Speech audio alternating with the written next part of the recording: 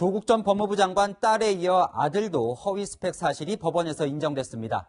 최강욱 열린민주당 대표는 오늘 1심 재판에서 변호사 시절 조 전 장관 아들에게 허위로 인턴 확인서를 발급한 혐의가 인정돼 의원직 상실형이 선고됐습니다. 이 재판부는 입시 공정성을 훼손했고 최 대표의 진정한 반성도 없다며 질타했는데요. 최 대표는 항소하겠다며 반발했습니다. 김민곤 기자입니다. 마스크를 쓰고 법정으로 들어서는 최강욱 열린민주당 의원. 법원은 업무 방해 혐의로 기소된 최 의원에게 징역 8개월에 집행유예 2년을 선고했습니다. 국회의원은 금고 이상의 형이 확정되면 의원직을 잃게 되는데 1심 재판에서 의원직 상실형이 선고된 겁니다. 재판부는 최 의원이 조국 전 법무부 장관 아들에게 발급해준 인턴 확인서가 허위라고 결론 내렸습니다. 인턴 확인서는 지난 2017년 조 전 장관 아들이 최 의원의 법률사무소에서 주 2회씩 9개월간 활동했다고 적혀 있었습니다. 하지만 재판부는 정기 인턴을 본 적 없다는 법률사무소 직원들의 진술 등을 근거로 허위로 판단했습니다. 조 전 장관 아들은 이 인턴 확인서를 2018년 연세대와 고려대 대학원 입시에 제출해 합격했습니다. 1심 재판부는 허위 경력자료는 능력이 아닌 인맥으로 발급될 여지가 있다며 이런 위법 행위를 예방하는 측면에서도 양형에 고려해야 한다고 지적했습니다. 최 의원과 정경심 교수 사이에 합격에 도움이 되면 좋겠다. 연고대를 위한 것이라는 문자 메시지가 오간 사실은 입시 업무방해의 고의성을 입증하는 증거로 인정됐습니다. 선고 후 법정을 나서는 최 의원의 표정은 들어갈 때와 달리 굳어 있었습니다. 재판부의 인식과 판단에 매우 유감스럽습니다. 최 의원은 즉각 항소하겠다고 밝혔습니다. 한편 최 의원은 신라젠 취재 의혹 사건과 관련해 허위 사실을 유포한 혐의로도 그제 재판에 넘겨졌습니다. 채널A 뉴스 김민곤입니다. 앞선 재판에서 부산대 의존원 입학 스펙이 허위로 판결난 이 조국 전 장관의 딸 조민 씨도 또 논란에 휩싸여 있습니다. 이 조 씨가 인턴에 지원한 국립중앙의료원의 피부과 정원이 한 명 늘어난 데 대해 의혹이 제기된 건데요. 이 복지부는 조 씨와 무관한 공공치료 목적이라며 강하게 부인했습니다. 이 조 씨의 인턴 최종 합격 여부는 내일 결정됩니다. 이현수 기자입니다. 조국 전 법무부 장관의 딸 조민 씨가 보건복지부 산하 국립중앙의료원 면접을 본 것은 어제. 9명을 선발하는 인턴 면접에 16명이 지원했는데 이 가운데 조 씨가 포함됐습니다.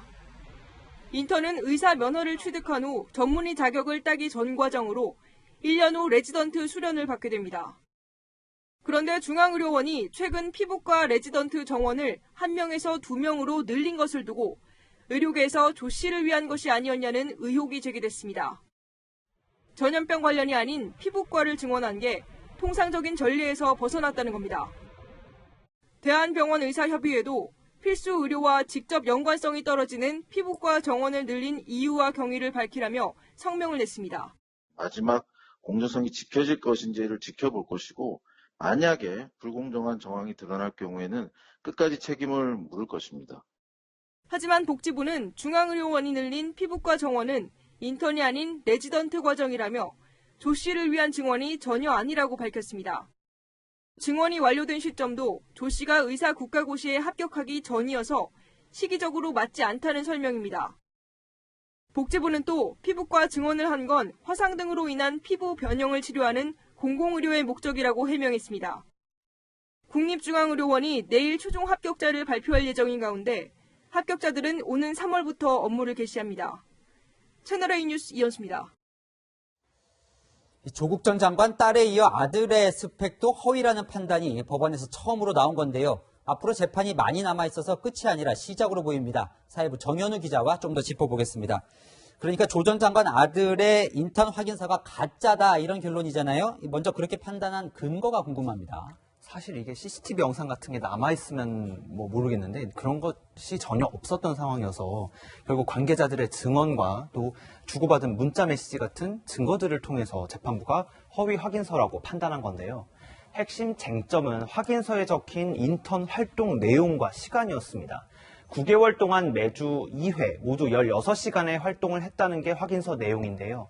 이게 사실이라면 사무실에 한번 갈 때마다 평균 12분 정도씩 일했다는 건데 이게 일했다고 보기가 어렵다는 거죠. 최 의원 주장처럼 실제 법무법인 사무실에서 일한 건 4번 정도였다 하더라도 확인서에 적힌 내용과는 다르기 때문에 문제가 된다. 이게 재판부의 판단입니다.